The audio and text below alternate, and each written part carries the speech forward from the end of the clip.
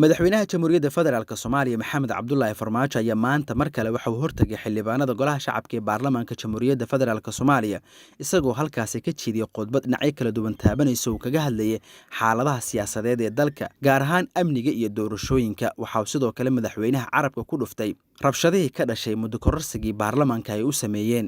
Madaxweyne Maxamed Cabdullaahi Farmaajo ayaa ugu dambeyn kulankaasi waxa uu ka sheegay in dib loogu noqonayo heshiiskii doorasho 17 Sebtembar isla markaana si rasmi ugu wareejiyay doorashadii amnigeeda ra'iisul wasaaraha xukuumadda federaalk Soomaaliya Maxamed Xuseen Rooble.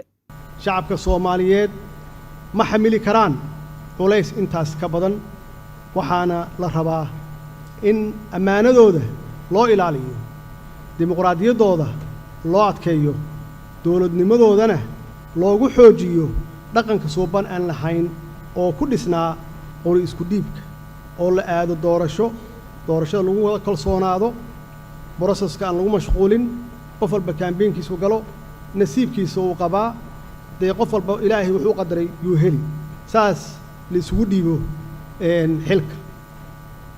mudanayaal iyo marwooyin, waxaan dhammaantiin idinka codsanaya idinka oo xeerinaya duruufaha siyaasadeed ee dalka ku gaadaaman iyo marxaladaha cakiran ee aan ku jirno inaad nala qaadataan in lagu noqdo ama lagu laabto heshiiskii wada ogolka ahaa ee aad ansixiseen 26 Sebtembar 2020. golaha sharafta leh, waxaan rabaa inaan caddeeyo in ra'iisul wasaare Maxamed Xuseen Rooble uu hoggaamin doono diyaarinta iyo hirgelinta doorashada iyo amniga doorashada, sidoo kale fulinta qorshaha amniga sida waafaqsan dastuurka dalka waxaa iska leh ra'iisul wasaaraha. waxaan farayaa xukuumadda inay u diyaar garowdo hawshaas baaxadda leh ama baaxadda weyn. intaasi kadib xildhibaanada golaha shacabka ayaa cod gacantaaga ku meelmariyay dib ugu laabashada heshiiskii 17 Sebtembar, waxaana natiijada ku dhawaaqay gudoomiyaha golaha shacabka Maxamed Mursal Sheekh Cabdiraxmaan. oo codaynta aan isdegeysanno xildhibaanada, codaynta sidaan ayay u dhacday. heshiiska 17 Sebtembar in dib loogu noqdo wax ka aamusay ma laha, xildhibaan diiday ma laha, waxaa ogol u codeeyey 140 xildhibaan. sidaas awgeed waxaa loo noqday heshiiskii 17 Sebtembar sidaasuu ansax ku yahay.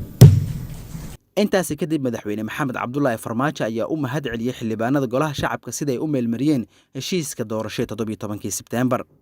gudoomiye waa mahadsantihiin, waa mahadsantahay adiga xildhibaanada sharafta leh. waxaan ku faraxsanahay aan idinkaga mahad celinayaa xildhibaanada sharafta leh inaad ku soo biirteen kalaabka tanaasul oo aad ummadda Soomaaliyeed u tanaasulsheen. haddaba si aan waqti badan nooga lumin,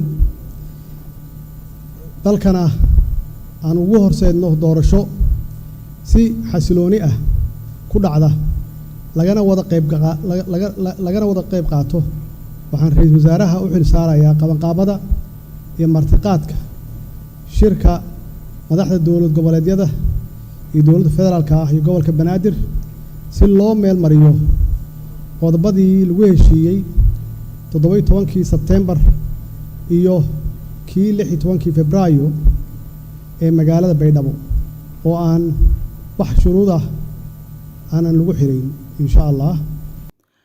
Maxamed Cabdinaasir ayaan leh Universal TV Muqdisho.